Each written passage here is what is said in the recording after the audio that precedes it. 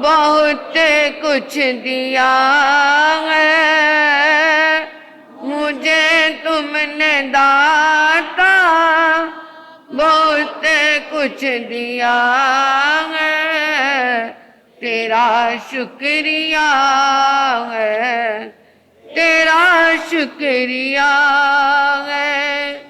लिया कुछ नहीं बस दिया ही दिया है, लिया कुछ नहीं बस दिया ही दिया है, तेरा शुक्रिया है।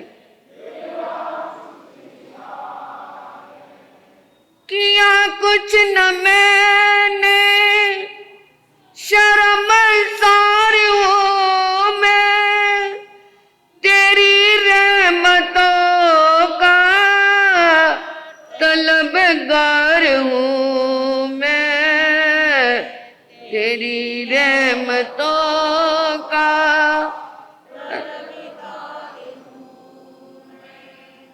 लिया ही लिया मैंने कुछ ना दिया है, लिया ही लिया मैंने कुछ ना दिया है, तेरा शुक्रिया है, तेरा शुक्रिया है। श्री आत्म फूल रतन गुरुवे नमः। श्री आत्म फूल रतन गुरुवे नमः। ओम ह्रीं श्रीं श्री सद्गुरुनाथाय नमः। ओम ह्रीं श्रीं श्री सद्गुरुनाथाय नमः। ओम ह्रीं श्रीं श्री सद्गुरुनाथाय नमः। परम श्रद्धा, परम आराध्या, परम पूजनिया, तपाचार्या परमात्म स्वरूपा गुरनी मैया के पावन पुनीत चरणार विंदों में हृदय की अनंत अनंत आस्था के साथ अनंत अनंत वंदन समर्पित हूँ। प्रभु दरबार में आए भव्य आत्माओं का हार्दिक हार्दिक भव्य अभिनंदन। आचार्य शंकर की वाणी का प्रसंग हमारा चल रहा था। सत्संगत से निसंगतं, निसंगत से निर्मोह तत्वं, निर्मोह तत् से निश्चल तत्वं, निश्चल तत् से जीवन मुक्तं। सत्संग से निसंगतं, सत्संग में आओगे तो अनासक्त भाव की प्राप्ति होगी, क्योंकि सुनने से ही पता चलता है। भगवती शास्त्र में कहा गया, पूछा जब श्रवण से किस फल की प्राप्ति होती है। श्रवणे से विनाने, श्रवणे से नाने, नाने से विनाने। श्रवण से ज्ञान की प्राप्ति होती है और ज्ञान से विज्ञान की प्राप्ति होती है, विशेष ज्ञान। एक तो साधारण पता चल रहा है, परंतु जब ज्ञान की सीमा में आ जाते हैं तो फिर विशेष ज्ञान, क्या करना है क्या नहीं करना, तो विनाने से पचखाने। जब हमें विज्ञान की प्राप्ति होती है, हमें आत्मा विज्ञान मतलब अंदर के जब थोड़ा सा टच करता है आत्मा में, तो फिर इंसान सोचता है कि मुझे पचखान की धारणा में आना चाहिए। और पचखान आ गया तो हे गे उपाधेय, क्या छोड़ना है, क्या जानना है और क्या ग्रहण करना है, इसकी प्राप्ति हो जाती है। पचखाने से संयमे जब पचखान दिल से स्वीकार किए जाते हैं, फिर संयम में जीव आ जाता है। उसे जब क्या ग्रहण करना, क्या छोड़ना और क्या जानना है, इससे आता है, तो फिर वो मर्यादा में, संयम में आना शुरू हो जाता है। और जब संयम में आ गया तो फिर जीवन अंदर तक, मर्यादा में आ गया तो फिर वो क्या है, बाहर की दुनिया से क्या है, अनासक्त भाव में आ जाता है। और जब अनासक्त भाव आया तो वहीं से फिर हम क्या है, निश्चल तत्व की, इस आत्मा की ओर मुड़ जाते हैं। आत्मोन्मुखी होना शुरू हो जाता है। आत्मानुमुखी हुए तो फिर क्या है, जीवन मुक्त की धारणा है। एक सत्संग में आने से हमें क्या, कहाँ पहुंच जाते हैं, यहां से पहले यहां से यहां तो आ जाओ, हैं? संयम में आओगे तो यहां आओगे, यहां से आओगे तो यहां आओगे, और फिर यहां से ये सोच लो। और ये सत्संग में आने से क्या है, अनासक्त क्या है और आसक्ति क्या है। भरत चक्रवर्ती कितनी रिद्धि के मालिक थे? 6 खंड की रिद्धि के मालिक थे। परंतु कैसे थे वो? स्वभाव में रहते थे या विभाव में रहते थे? स्वभाव क्या है? स्वभाव किसे कहते हैं? स्वभाव, जो अपना भाव अपनी आत्मा के साथ रहते थे। 6 खंड के मालिक थे। और कितनी पैदल सेना थी, कितनी हाथियों की थी, कितनी घोड़ों की थी, कितनी रानियां थी, और सब कुछ होते हुए भी वो क्या थे, अनासक्त भाव में थे। क्योंकि उनका जो स्वभाव था वो सम्यक दृष्टा बन चुका था।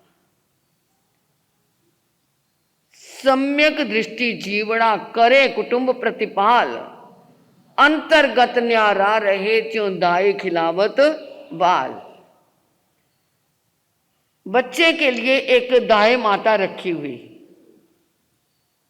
वो उसको नहलाती भी है, धुलाती भी है, कपड़े पहनाती है, काजल लगाती है, सब कुछ। और जब उसकी क्या है, माँ भी कहीं बाहर गई होती है तो बच्चा रोता है तो कई बार अपना दूध भी पिला देती है। और कोई आया और पूछे ये बच्चा किसका, तो वो क्या कहेगी, किसका? उसका है। वो क्या कहेगी, सेठानी का, मालकिन का क्या है, ये बच्चा है। उसके साथ उसकी वो अपनेपन की अटैचमेंट जुड़ी, सब कुछ करती है, परंतु फिर भी अलग रहती है। बैंक के अंदर जो खजांची है, रोज कितना पैसा खजाने में डालता है, जमा करता है, परंतु उसके प्रति उसकी ममत्व है, कितना है उसके पास में, परंतु फिर भी उसकी ममता नहीं। एक ग्वाला गऊ को कितनी क्या है, गऊएं, भैंसे, बकरी सबको लेकर के क्या है, चराने के लिए जाता है।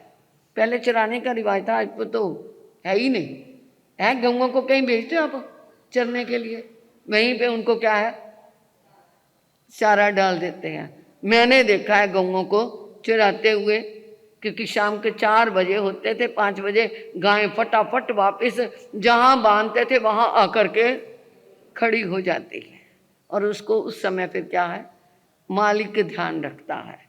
और जो वो ग्वाला है, कितनी गायें उसके पास, किसी के प्यार से नाम कुछ रखता है, किसी का कुछ रखता है, मुंह से कुछ बोलता है और वो सारे इकट्ठे हो जाते हैं, परंतु एक भी गाय के ऊपर उसका अधिकार है। एक भी गाय है तो भी मालिक क्या कहता है, ये मेरी गाय है। तो जैसे ये सब होते हुए भी वो क्या है, ग्वाला अलग है, खजांची अलग है, धाय माता अलग है। एक बच्चा मेले में माँ की उंगली पकड़ के गया, सब कुछ देख रहा है, कितना कुछ है, कहीं झूले हैं, कहीं खाना है, कहीं खिलौने हैं, सबके पीछे वो घूम घूम के माँ के साथ उंगली पकड़ के देख रहा है। और एक खिलौने वाली दुकान पे उसको एक अपनी पसंद का बहुत प्यारा खिलौना नजर आ गया और वो उसी को देख रहा है। माँ ने ध्यान नहीं दिया कि बच्चा वहां पे खड़ा, उसकी उंगली छूटी हुई है, क्योंकि वो बच्चा खिलौने में मस्त हो गया। और माँ आगे बढ़ गई और बच्चा वहीं खड़ा देखता रहा। थोड़ी देर में देखा मम्मी कहाँ गई, तो बच्चा क्या करेगा, खिलौना देखेगा या रोएगा? है वो रोता है, माँ माँ माँ, सब क्या है उसको चुप करा रहे हैं, परंतु वो क्या कहता है, माँ। किसी ने क्या पूछा, तेरी माँ गोरी थी, काली थी, लंबी थी, पतली थी, छोटी थी? वो कहता नहीं माँ, माँ। सब कुछ होते हुए भी उसे केवल माँ ही याद आ रही है। अब उसे ना खिलौने नजर आए, ना झूले नजर आए, ना मिठाइयां नजर आई, कुछ भी नजर नहीं आया, केवल क्या है। हम भी तो इस दुनिया के मेले में आए हैं ना, कहीं बेटे के, कहीं पोते के, कहीं व्यापार के, कहीं कोठी के, कहीं गाड़ी के झमेलों में हम क्या हो गए? किसकी उंगली छोड़ दी? किसकी उंगली छोड़ दी? उस परमात्मा की उंगली छोड़ दी। हम रोए, रोना आता है उसकी उंगली छूट गई है? कभी रोए? कभी कोई अच्छा भजन लगा हुआ हो, उसको सुनते सुनते भाव विभोर हो गए हों, तो कभी रोना आया? परंतु वो बच्चा तो एक माँ की उंगली छूटी और माँ माँ माँ माँ पुकारता रोता रहा, और उधर से माँ भी किसको ढूंढ रही है। और ढूंढते ढूंढते जब बच्चे को मिल गई तो दोनों क्या हो गए? उस समय का आनंद, उस समय का आनंद कैसा, आपको तो पता होगा। अरे 4 घंटे के लिए बच्चा स्कूल जाता, आते ही क्या है माँ उसको, और वो तो उसको ये लग गया था मेरा बच्चा खो गया इतनी बड़ी भीड़ में। वो तो एक मेले की, एक गांव की भीड़ थी, हम तो दुनिया की भीड़ में क्या हो गए, खो गए ना। याद करते हो उसको? बस यही अनासक्त योग और आसक्त योग है। बच्चे को केवल एक माँ के सिवाय कोई दुनिया में नजर नहीं आ रहा, अच्छा नहीं लग रहा, तो वो क्या है, अनासक्त में है केवल। और हम क्या हैं, सब कुछ सुन रहे हैं, ठीक है, सुनते सुनते, कहते हैं सुनते सुनते पैंदे राह, पंजाबी की कहावत है। सुन सुन करके अंधे भी रास्ते को प्राप्त कर लेते हैं। किसी से पूछा ये किधर जाता है, ये बाहर का गेट है। अंधे व्यक्ति ने पूछा, उससे कहा तुम यहाँ से सीधे चल जाना, सीधे से ऐसे मुड़ जाना, फिर वहाँ से बाहर चल जाना। वो सुन सुन के, क्योंकि जो ब्लाइंड होता है उसकी ग्रास्पिंग पावर ज़्यादा होती है, उसकी आंखों से शक्ति वेस्ट नहीं होती। हमारी आंखों से शक्ति बहुत वेस्ट होती है। तभी तो कहते हैं ध्यान करो ताकि हमारी शक्ति अंदर रहे। परंतु जो ब्लाइंड होते हैं उनकी सुनने की शक्ति क्या होती है, ज़्यादा काम करती है, और आंखों से उसकी शक्ति वेस्ट नहीं होती। तो वो सुन सुन करके भी रास्ते को पकड़ लेते हैं। और सुनते सुनते कहते कई बार शैतान भी इंसान बन जाते हैं। तो ये अनासक्त योग की जो धारणा है हमें कहाँ से मिली? सत्संग से मिली। और ये हमारा ये आसक्ति जो है हमारे दुख का कारण है। दुखं मूलं काम सुखं अपेक्षा। दुख का मूल क्या है? काम की इच्छा करना। रामायण काल में एक दत्तात्रेय महर्षि हुए। उन्होंने क्या देखा? आकाश में एक पक्षी के मुंह में एक खाने का टुकड़ा, और बाकी सारे पक्षी उसको चूंच मार रहे हैं। कई बार आपने भी देखा होगा कि इसके मुंह में जो टुकड़ा है वो हमें, तो वो क्या है, बार बार उसको क्या कर रहे हैं, चूचे मार रहे हैं। अब वो चोंच मार रही है तो उसके जो क्या है, जिसके मुंह में खाने का टुकड़ा था उसके मुंह से गिर गया और दूसरे पक्षी ने उसको ले लिया। अब वो क्या है, उसके मुंह में आया और जिसको चोंच मार रहे थे, जिसके मुंह में पहले था, अब वो भी उसे क्या कर रहा है। तो फिर दुख का कारण कौन? दुख का कारण कौन? टुकड़ा। अगर वो टुकड़ा ना ले तो दुख का कारण टुकड़ा हुआ या हमारी आसक्ति हुई? टुकड़ा तो निमित्त है, परंतु हमारे दुख का कारण कौन है? हमारी आसक्ति है। अनासक्त क्या है, हम नहीं बने। जिस समय प्रभु आदिनाथ विनीता नगरी के बाहर पधारे और वहां पर उनका क्या है, समोसरण लगा। समोसरण के अंदर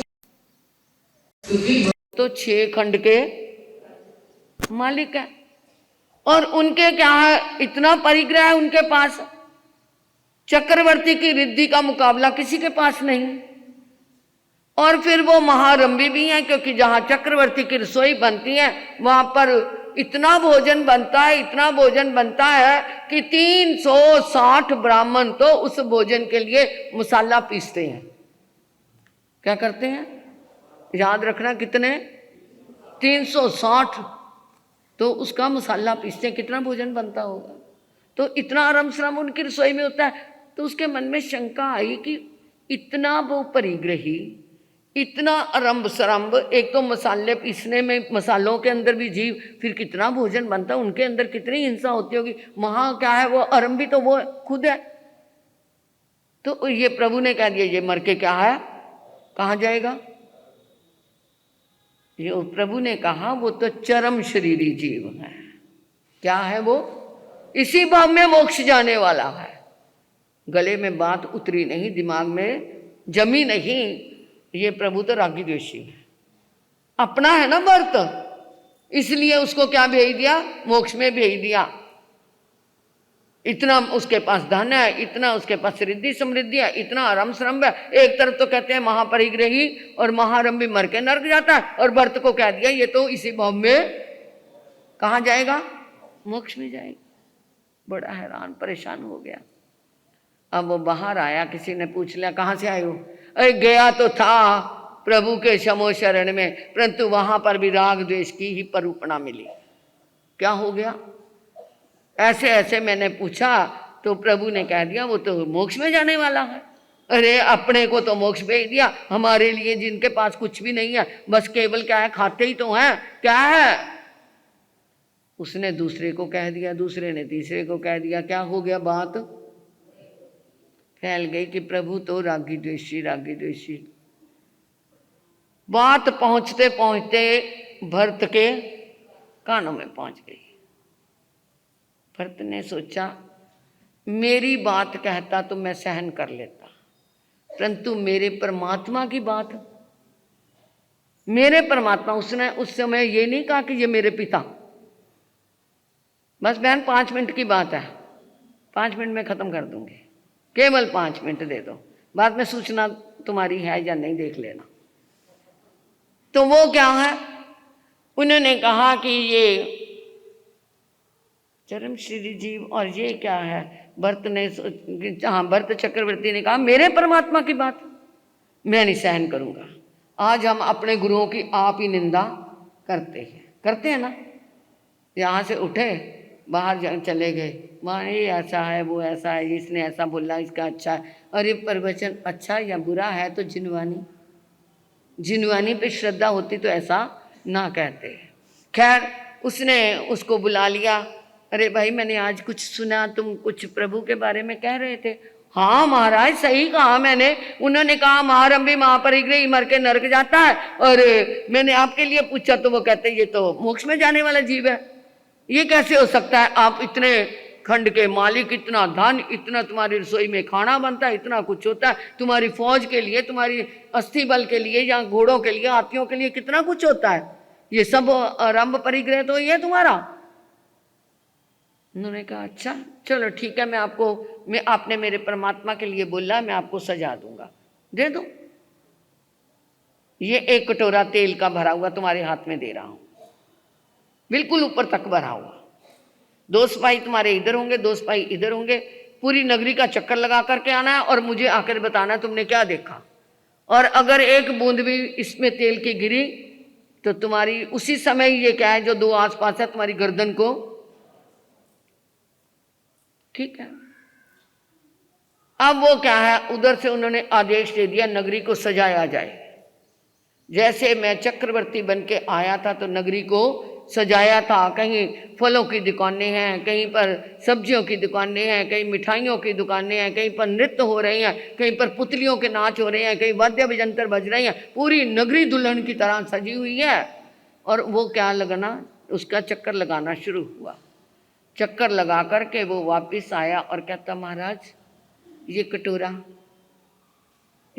तो रख दे, परंतु तूने नगरी में देखा क्या? कुछ भी नहीं, जैसी पहली थी वैसी। अरे वहां बाजे बज रहे थे। नो महाराज मेरे कान में नहीं सुनाई दिए। अरे वहां पे नृत्य हो रहे थे। ना महाराज कहीं घुंघरुओं की आवाज भी नहीं सुनी। मिठाइयां नहीं देखी, नहीं। अच्छा ये कटोरा यहां रखो और अब जाके चक्कर लगा के आ। गया, ओ तो देखता अरे वाह ये नगरी है। जहां पर कुछ देखता वहीं पर खड़ा होता है, वहीं पर क्या उनका आनंद लेते हुए एंजॉयमेंट करता करता वो शाम तक वापिस आया। क्या देख के आए महाराज? ये नगरी ये तो दुल्हन की तरह सजी हुई थी। बाजे भी बज रहे थे, पुतलियां भी नाच रही थी, और भी नृत्य हो रहे थे, बहुत तरह की दुकानें थी। तो नगरी तो पहले भी ऐसी थी और नगरी अब भी ऐसी है, फिर तुमने पहले क्यों नहीं देखी? महाराज उस समय मेरा ध्यान क्या था? कटोरे में था और मेरे कानों में आवाज आ रही थी, तेल गिरा तू मरा, तेल गिरा तू मरा, और तेल गिरा तू मरा। मेरा ध्यान क्या था? कटोरे में था। बस तेरी बात का जवाब, ये 6 खंड का मैं मालिक होते हुए भी, इतना सब कुछ होते हुए भी, जैसे तुझे नगरी में कुछ नहीं दिखाई दिया, ऐसे मुझे भी इस संसार में केवल अपनी क्या है एक मृत्यु पता है। मुझे यहाँ से जाना है तो कुछ कमाई करके जाना है, मुझे अपने जिनवानी का आधार लेकर के जाना है। तो ये अनासक्त योग की धारणा है। कैसी है ये आपने सुन लिया है। और ये कहाँ से शुरू हुई? सत्संग में आने से। होता है सत्संग सुहाना, सभी सत्संग में आओ। होता है सत्संग सुहाना, सभी सत्संग में आओ। करना न कोई बहाना, सभी सत्संग में न कोई बहाना, सभी सत्संग में आओ। कल को आना भूल न जाना, कल को आना भूल न जाना, औरों को भी साथ में लाना, औरों साथ में लाना। कर लेना धर्म कमाना, वो भी सत्संग में आओ। कर लेना धर्म कमाना, सभी सत्संग में आओ। और इधर हमारे तब जब का क्रम 25 तारीख जुलाई, सिद्धानंग नमो, आयरियानंग नमो, विजयानंग नमो, लोई साम सावनंग चैता भारम आसन चक्वटी मेहडियो संति संति करे लोए पत्तो गई मुनुत्रंग। श्री चितारी मंगलम अरियंता मंगलम सिद्धा मंगलम साहू मंगलम के विपनत दम्म मंगलम। चितारी लुगुत्मारी अंता लुगुत्मा सिद्धा लुगुत्मा साहू लुगुत्मा के विपनत दम्मो लुगुत्मा। चित्तारी शरणम पव्यामि रियंते शरणम पव्यामि सिद्धे शरणम पव्यामि साहू शरणम पव्यामि केवलिपनतो दम्मो शरणम पव्यामि। अरियंता जी का शरणा, सिद्धांत जी का शरणा, साधु जी का शरणा, केवली कृपया दे धर्म का शरणा। ये 4 चरण दुख और न शरणा कोई, जो भव्य प्राणी करे आराधन उसका अजर अमर पद। माताएं साथ में आए आज बच्चों के शिविर में, माँ साथ में